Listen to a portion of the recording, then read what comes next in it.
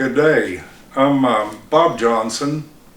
I hosted several years ago now a music and interview program for this station called Muse, and unfortunately, all that earlier taping was lost in a management transition. But I'm back today with a musical guest to revive that program. As a self-introduction, I am a musician and music promoter. I'm also a teacher in a Save the Children U.S. after-school program at Cherry River Elementary, where in part I teach music appreciation to primary grades 3 through 5. And music has been part of my interest all my days. At the moment, I'm also the only, as far as I know, church pipe organist in Richwood. And I play every weekend for 3 church services. So that keeps me in practice. And I would like to have what for me is always a great pleasure is to introduce my musical guest today. We are longtime friends, and John Wyatt of Raynell is also affectionately known as the Appalachian, and part of his forte is keeping alive the music, the stories. He is a consummate storyteller as well, of Appalachian culture, which is unique. And fortunately, the world outside of Appalachia is now at least reducing the number and intent of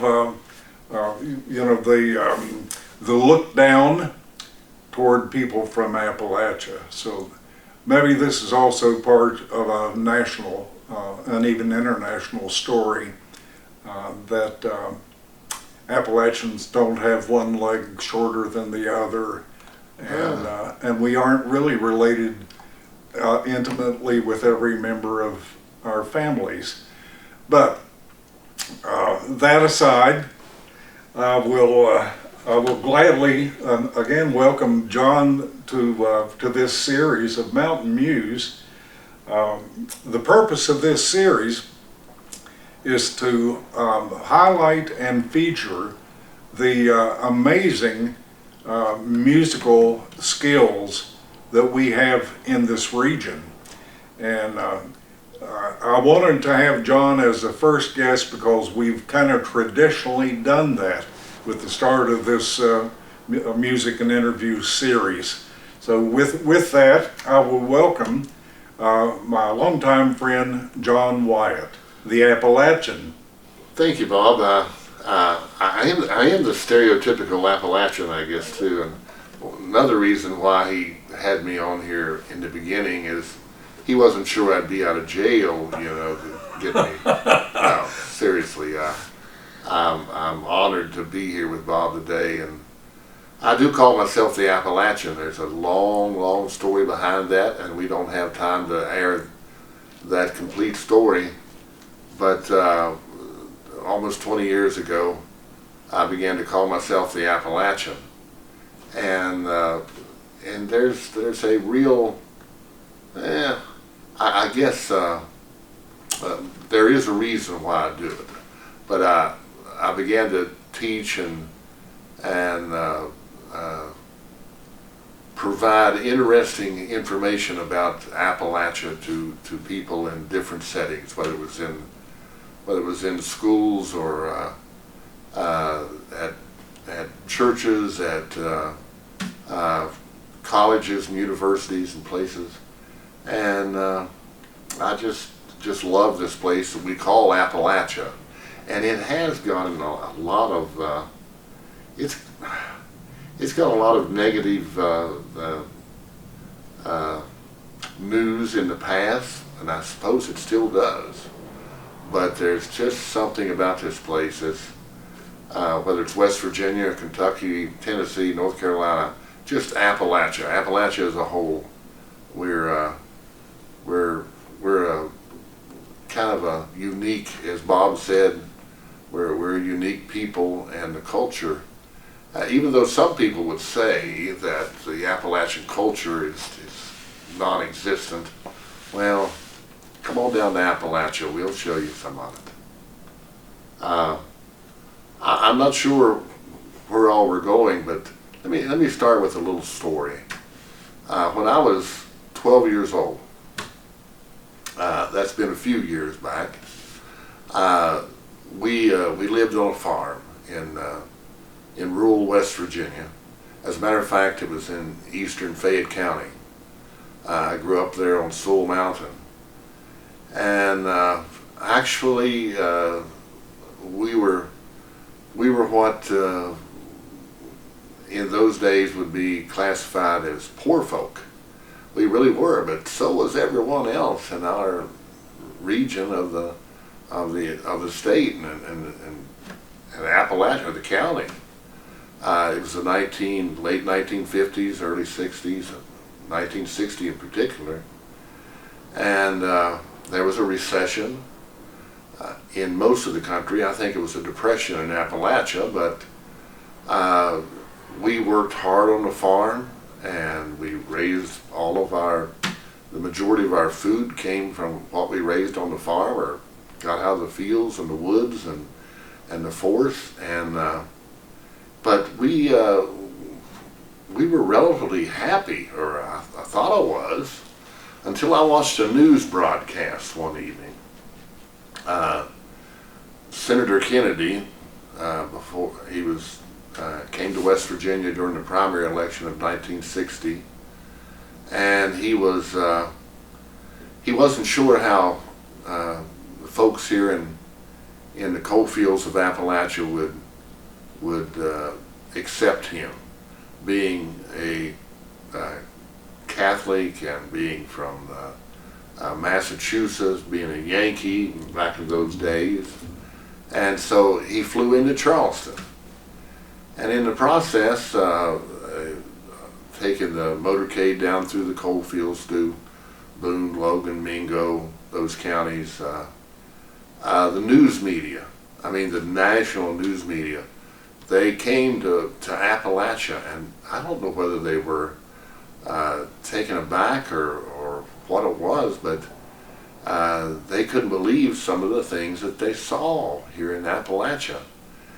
And I couldn't believe the things they were filming, because every picture that they showed was of a tar paper shanty and some person with whose mental capabilities weren't quite up to par, and that was the image that they showed on the TV of Appalachia. And one of the things that they said, that we were sitting around after supper in the evening and watching our little small black and white TV. I don't know how we ever came up with that TV either, Bob, but it was what a comment that one of the reporters said. It said, "The poor, poverty-stricken youth of Appalachia, with no hope for the present and no hope for the future." And I turned to my father and I said, "Dad, I'd heard the word poor, because that was a relative term in our neck of the woods, but I'd never heard the word poverty." And I said, "Dad, what does poverty mean?" And my dad, whether he was unsure he could explain it to me, he told me when I went to school the next day to look it up in the dictionary. And when I did, to my surprise, I found out what poverty was, and that we were seeped in poverty here in Appalachia, and my whole image of myself and my surroundings and the place where I lived changed.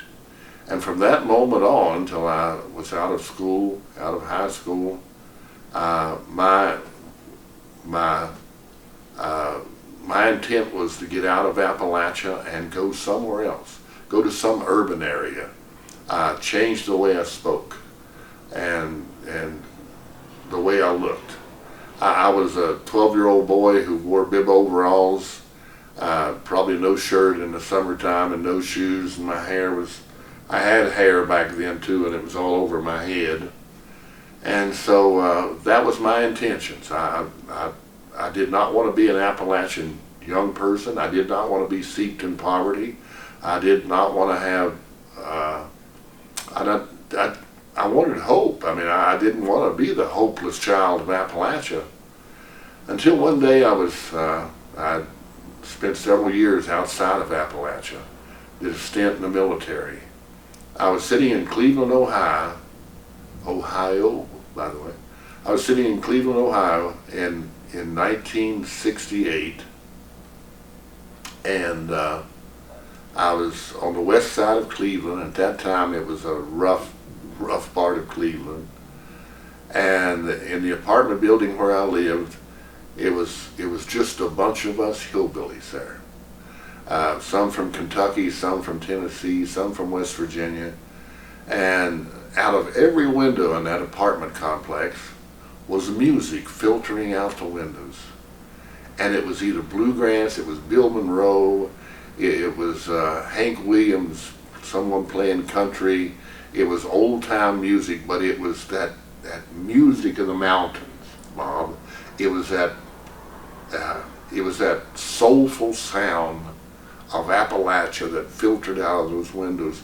And I sat there on the curb in the doorway with the pavement right up to my feet, and I said to myself, what in the world am I doing in Cleveland, Ohio, when I could be back in West Virginia, in rural West Virginia, enjoying this wonderful place where I lived, where I lived before, and that had, it wasn't just family and friends and school chums and stuff like that, but it was this wonderful culture of Appalachia, where people still spoke to you, where people still visited one another, and where there was a moral fiber that was intact.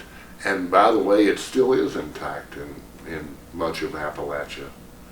And so I went in immediately and got in packed my tote and got in my car and headed back to West Virginia. And I've been here ever since. But that's just a short story, Bob. Thank you, John. And there's a song that I wrote about that event, if you'd like to hear it. I would love that. Okay. If I can get in the right key. If I can get in the right key this morning.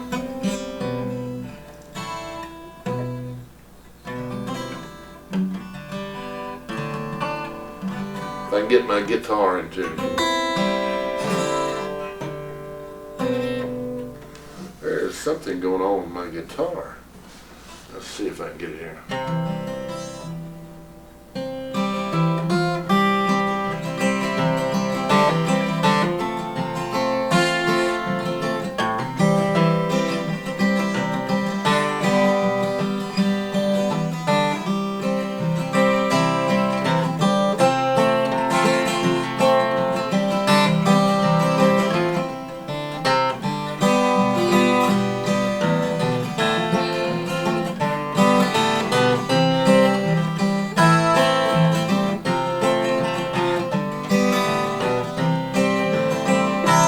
It's a song of the mountains, so much more than words and melody. It's a song of the mountains, echoes of a people proud and free. From the very soul, sung from the heart by young and old, those West Virginia hills are calling me. Just can't take it anymore, the asphalt stretches door to door. City life, it's not the life for me. And I know I've been away too long to hear the voices of their song. 'Cause West Virginia hills are calling me. It's a song of the mountains, so much more than words and melody. It's a song of the mountains, echoes of a people proud and free. Music from the very soul, sung from the heart by young and old. Those West Virginia hills are calling me.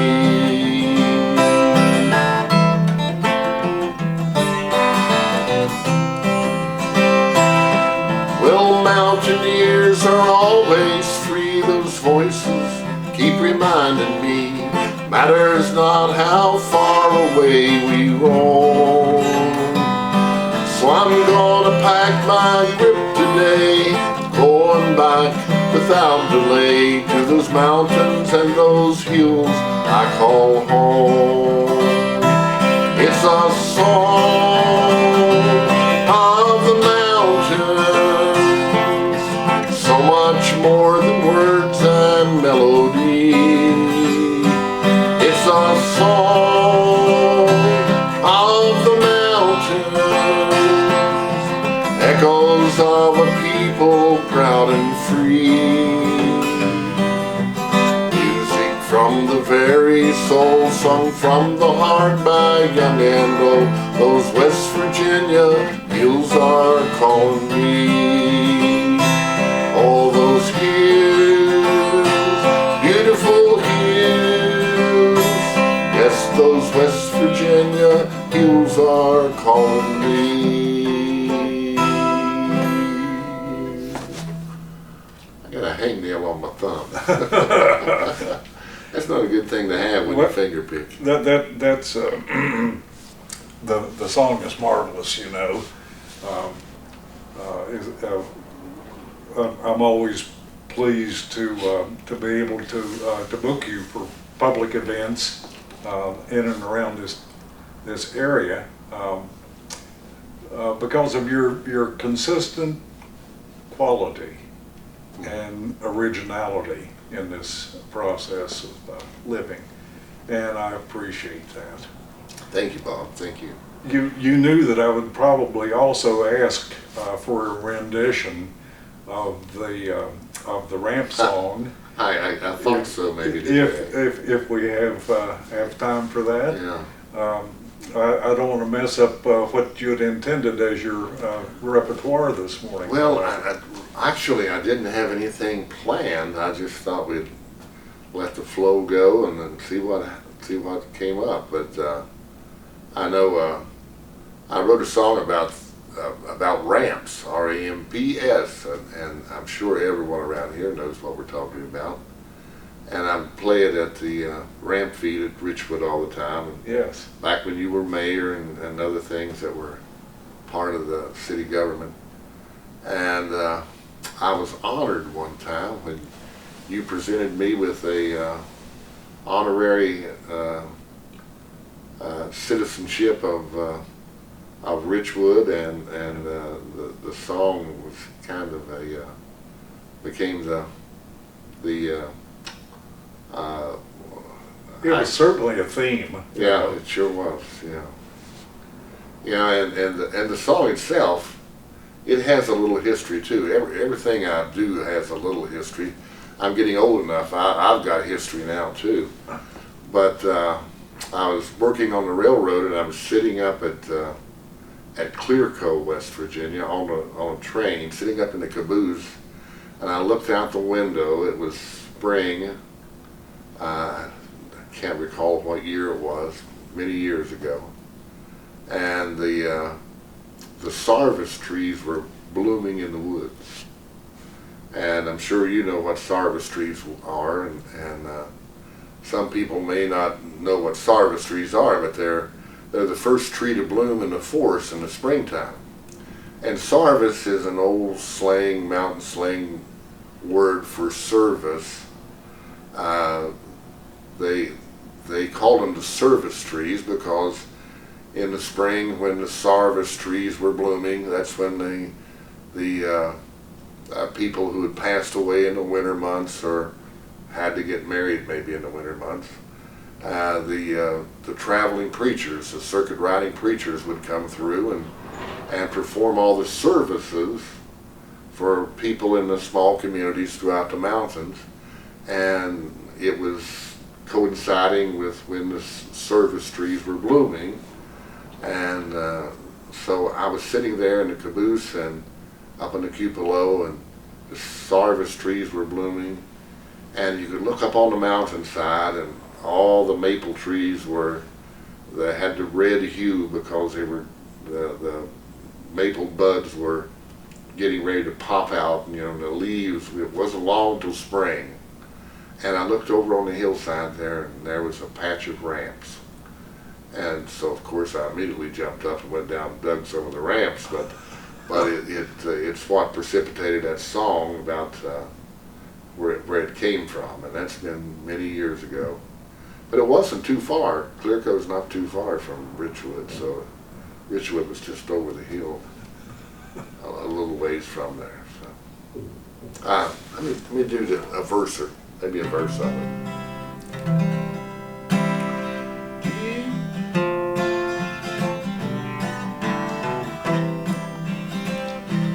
When the maple buds turn red on the hillside, and the service trees are blooming in the lane,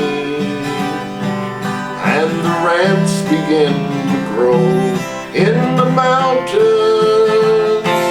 then I know that it's springtime again. If you never had the chance to partake of tasty ramps, come on up to Richwood in the spring, where there's ramps to say the least, and our annual ransom feast, and a great variety of other things. When the maple buds turn red on the hillside, and the service trees are blooming in the lane, and the ramps begin to grow in the mountains, then I know that it's springtime again. With my ramp hoe and my sack, to the mountains we will pack, with our taters, bacon, beans, and an old cane pole. We'll eat ramps and fish for trout. For a week we'll all camp out, for they couldn't stand us if we'd come back home. But it's just a song about ramps and about Richwood too. One of those delightful pieces of your singer-songwriter writing. I always enjoy that. Well, a lot of the songs that I've written, I've been writing songs, my goodness, since I was 7 or 8, 9 years old. And how many I've written, I don't know. I can't count that high, Bob, but it was, and most of them were about Appalachia, about home, and of course there's a few love stories or love songs filtered in, and during the 60s, during the turbulent era of this time of this era of the 60s, I guess I did a few what would be classified as a little other rockabilly stuff, because Elvis and the Beatles and all the different ones, and they were part of that era, and so there's a few songs in there but the majority of them were about experiences, personal experiences, and things that I've experienced in Appalachia, particularly in the last 20, 25 years, the majority of my songs are about things that I remember and things about Appalachian and things about this wonderful place. It is indeed a rich Yeah. history, and the floor is certainly open to you to play any selection that you'd like. Right. I have not been keeping an eye on the time, but that's kind of the way I always work with you. Yeah. Yeah, I have a tendency to talk a lot. Being a minister and a preacher, so sometimes I get to talking. I have a small group of guys that I play with sometimes, and our mandolin player will say, "Shut up, John, and play some music." You know, he'll get a little irritated at me occasionally. Or your congregants will. Yeah, the congregants do the- especially. Yeah. But some of the things about this place, it is changing. I mean, in our lifetime, Bob, we went from. It's just amazing how not the world, but Appalachia has changed too. But there are some things about Appalachia that are still alive and well. You know, and I work with a lot of young people who come in to do service work and volunteer work in the summertime. Groups like Appalachian Service Projects and some of those.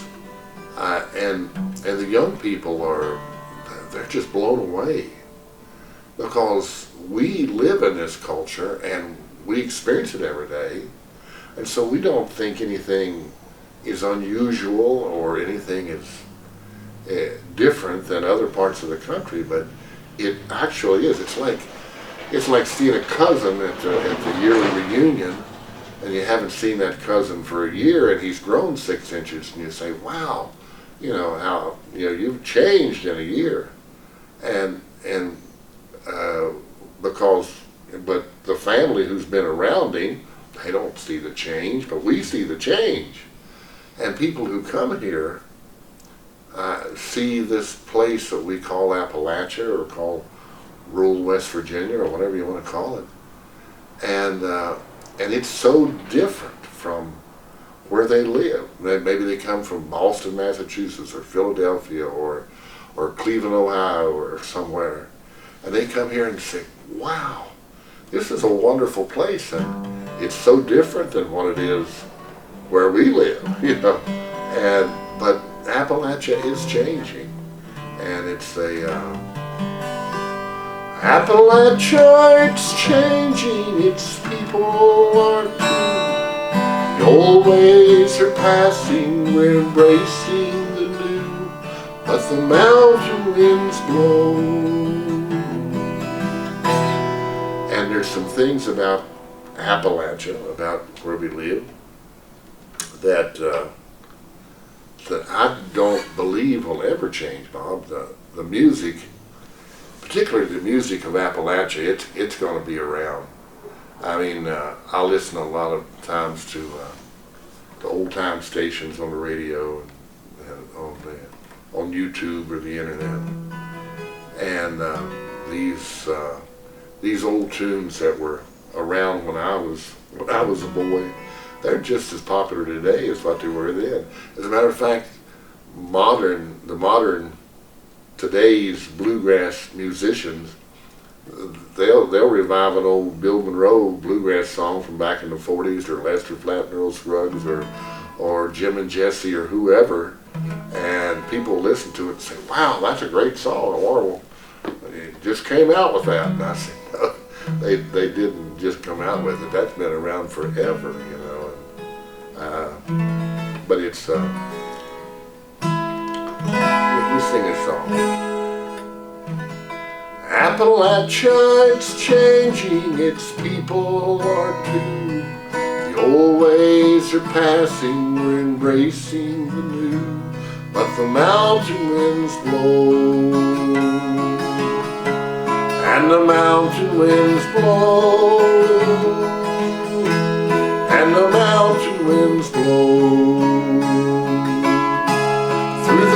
hills and the valleys, by the rivers and streams. Her heartbeat is heard in the songs that we sing, and the mountain winds blow, and the mountain winds blow, and the mountain winds blow. From mother to daughter, from father to son, we pass on the mantle to those who will come, and the mountain winds blow. So let's play our music, let the hills ring song, tell stories and dance while the ages roll on, and the mountain winds blow. And through these hills and hollers and all around, throughout Appalachia, I really missed last year, the COVID year. I call it the COVID year. This might be the COVID year too, the way things are looking. But some of the festivals and some of the getting together of musicians and storytellers and people, we just missed that last year. I mean, it was a year that was gone. And I'd planned on going to Ireland this year. And it was it was disheartening to me that I wasn't able to go. But for some people, it was more than just disheartening. A young fella contacted me from upstate New York about his family, and that's where this song comes from, Bob.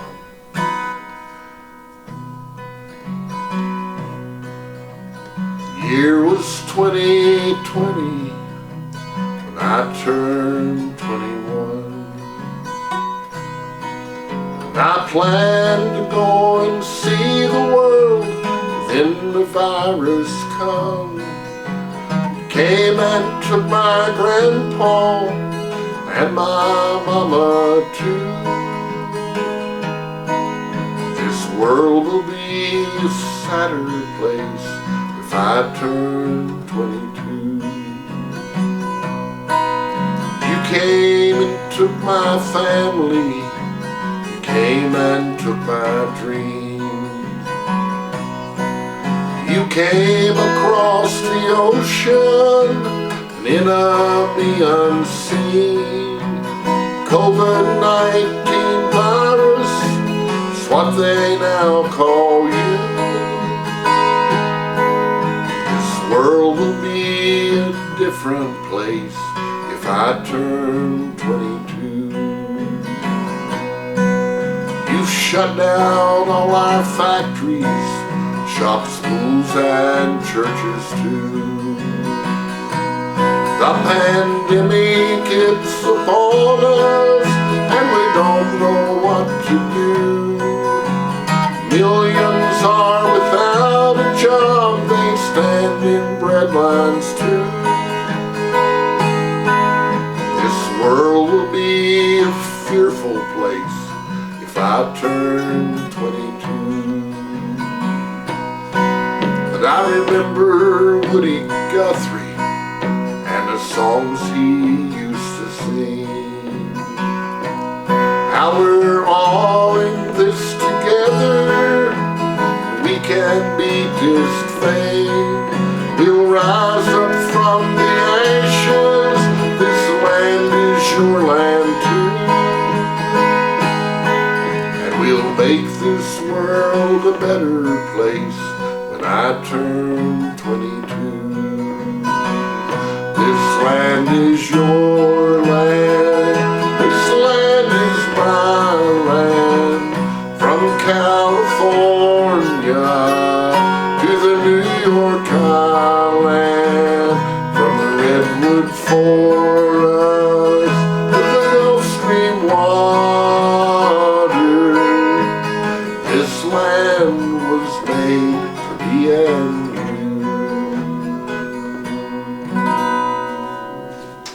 a powerful piece, John. Thank you Yeah. for sharing that.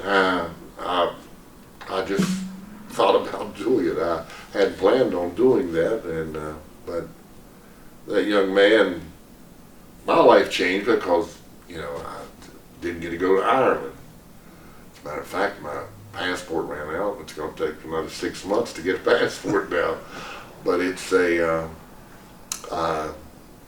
for some people, it's more than just an inconvenience. Hundreds of thousands of people have died from the COVID, and it's changed this world and it's changed us. And sure, the inconvenience of not having a bluegrass festival or an old time festival, and I planned on going over to the festival at Bush and Carver this month, and they canceled it again, and so. But those are inconveniences, not life changing for most people. Bob, I know.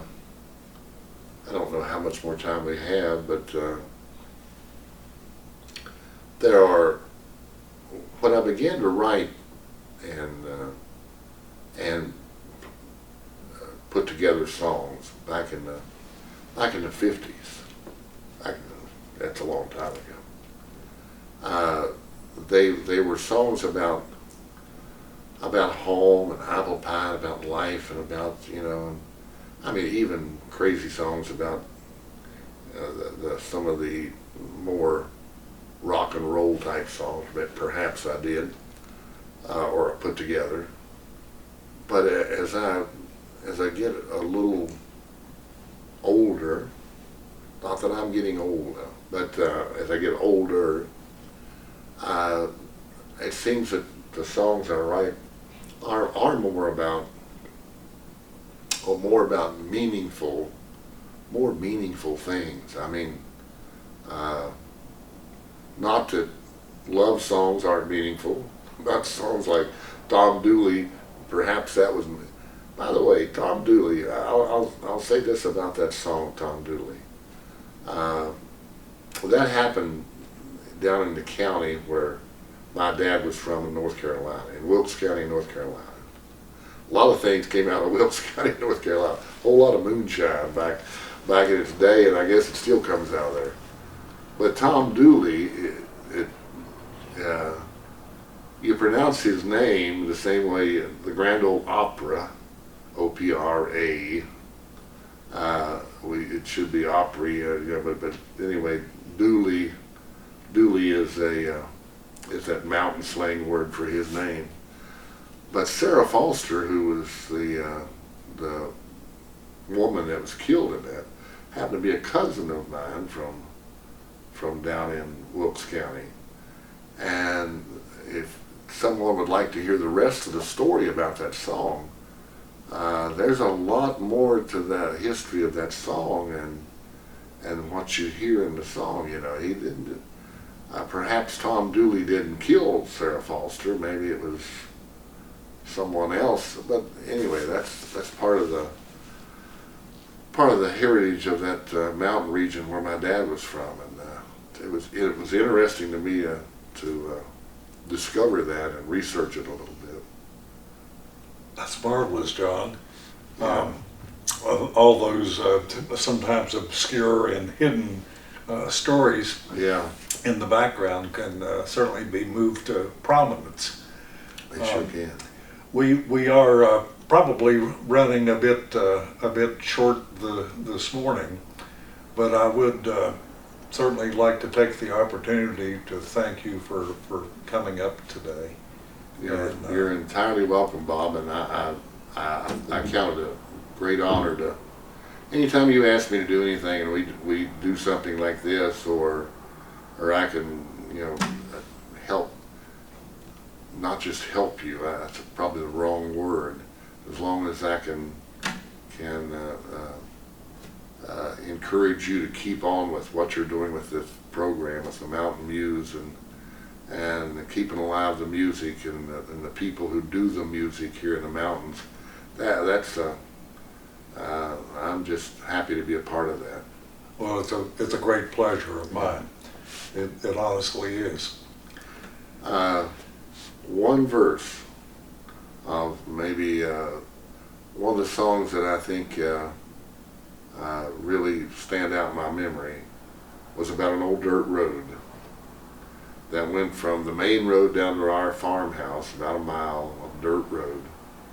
And you wouldn't think that dirt roads, you know, when you're writing songs, you know, you think about sweethearts and, you know, blue eyes and golden hair, and, you know, but this was I'll just do a verse of it, but it goes, walking down a dirt road on my way back home, looking for a place I can call my own. Spent too many years trying to find my way, and I'm taking this dirt road home today. Taking this dirt road home. And so, if you got any aspiring songwriters out there, you can write a song about anything. As a matter of fact, I think maybe that was one of the better songs I've ever written, is the Dirt Road song. And I just like playing it, I like singing it. But it's about a dirt road. A dirt road, Bob. Yeah.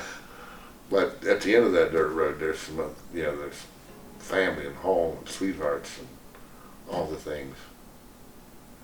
Thanks again for inviting me, Bob, to come over. My distinct pleasure.